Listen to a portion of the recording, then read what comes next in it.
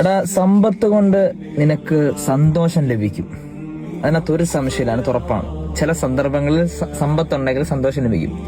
പക്ഷെ സമാധാനം എന്ന് പറയുന്നൊരു സാധനം ഉണ്ടല്ലോ, സമാധാനം എന്ന് പറയുന്ന സാധനം അതൊരു സമ്പത്തിനും തരാൻ പറ്റൂല.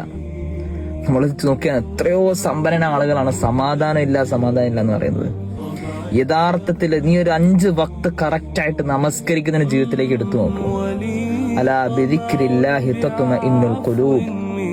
അള്ളാഹിന്റെ സ്മരണയിലൂടെ മാത്രമാണ് എന്തുണ്ടാകുന്നത്? ഹൃദയത്തിന്റെ ഉള്ളിൽ സമാധാനം ഉണ്ടാകുന്നത്. ആ സമാധാനത്തിലൂടെ ഉണ്ടാകുന്ന സന്തോഷത്തിനുള്ള നിലനിൽപ്പുണ്ടാവുള്ളൂ. മനസ്സിലാവുണ്ടോ?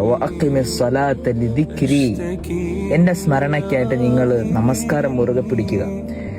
നീ ഏത് ഫംഗ്ഷനിലായിക്കോട്ടെ, ഏത് മീറ്റിംഗിലായിക്കോട്ടെ, അതിനേക്കാട്ടിലും വലിയ മുൻഗണന കൊടുക്കണം നമസ്കാരത്തിന്. 5 വക്ത് നീ കറക്റ്റായിട്ട് നമസ്കരിക്കുകയാണെങ്കിൽ നിന്റെ ജീവിതത്തിലുണ്ടാകുന്ന ബർക്കത്ത്, നിന്റെ ജീവിതത്തിലുണ്ടാകുന്ന അത്ഭുതങ്ങൾ, ഇത് ഭയങ്കരമായിരിക്കും. നീ ഉദ്ദേശിച്ചതിൽ അപ്പുറമായിരിക്കും. ഭയങ്കര ഒരു സമാധാനമാണ് 5 വക്ത് നമസ്കരിക്കുകയാണെങ്കിൽ.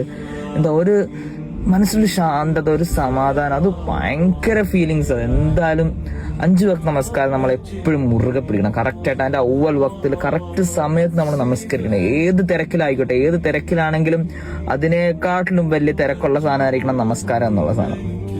മനസ്സിലായോ?